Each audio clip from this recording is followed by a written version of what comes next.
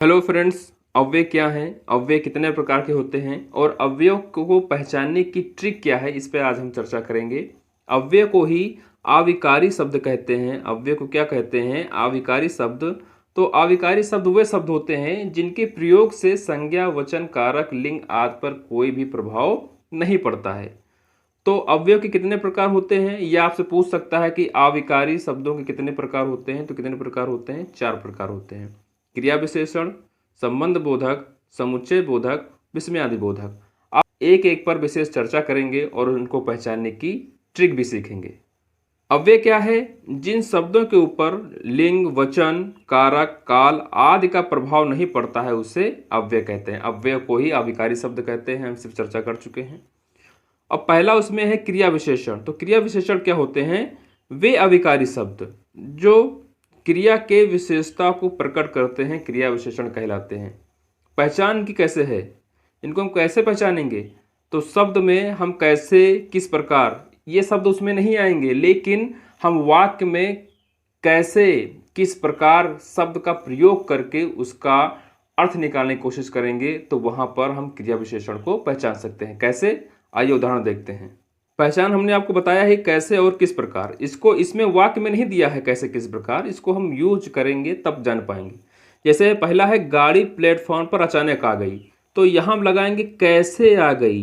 कैसे आ गई यानी अचानक आ गई। तो अचानक क्या है? यहाँ क्रिया विशेषण है, इस तरह से पहचानना है।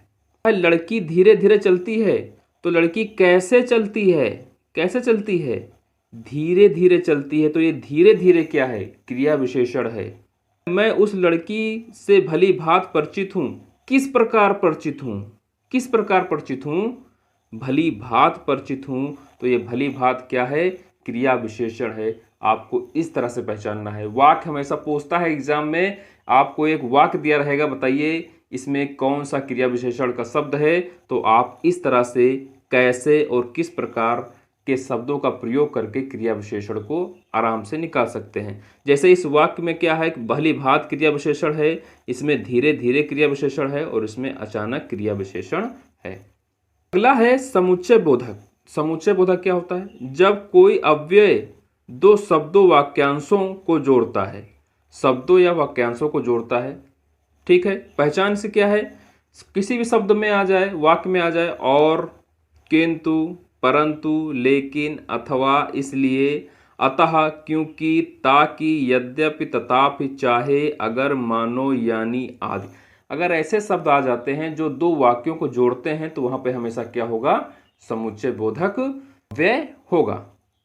उदाहरण, ऐसा लग रहा है मानो बादल छा गए हैं। तो इसमें समुच्चय बोधक क्या है? मानो। क्या है? मानो है।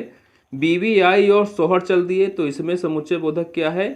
और। जो दो वाक्यों को जोड़ता हो वही क्या है? समुच्चय बोधक है। अगला है संबंध बोधक। जब कोई अव्यय संज्ञा के बाद आकर संज्ञा का संबंध दूसरे शब्द से प्रकट करता है तो वो उसे क्या कहते हैं? संबंध बोधक। पहचान क्या है इसकी? पहचान क्या है? उसमें वाक्य में आ जाए के साथ, के समान, के अलावा, की तरफ, के बारे, के विपरीत, के संग, यानी इसमें अगर आगे के लगा हो, पीछे में कोई शब्द दिया हो तो वहां पर क्या होगा? संबंध बोधक अव्यय होगा। उदाहरण देखिए, चोर घर के भीतर घुस गया। तो संबंध बोधक अव्यय क्या है? के भीतर। के भीतर। लड़की की तरफ नजर मत डालो। किसकी तरफ? लड़की की तरफ। तो की तरफ क्या है? की तरफ क्या है? संबंध बोधक अव्यय है। अगला है विस्मयादि बोधक। विस्मयादि बोधक का चिन्ह आपको पता है क्या होता है? लाइन खींच के नीचे बिंदी। लाइन खींच के नीचे बिंदी क्या होता है? विस्मयादि बोधक होता है। किसी भी शब्द में आ जाए, ओह, ओह, आह, इसमें इस तरह से नीचे लगा हो, विस्मयादि बोधक चिन्ह लगा हो, तो इस तरह के शब्दों को आप हमेशा पहचान सकते हैं। कहीं शब्द आ जाए, अरे, इस तरह से लिखा हो, तो अगर किसी भी शब्द के पीछे विस्मयादि बोधक चिन्ह लगा है, विस्मयादि बोधक चिन्ह अगर लगा है तो वो क्या होगा? विस्मयादि बोधक अव्यय होगा।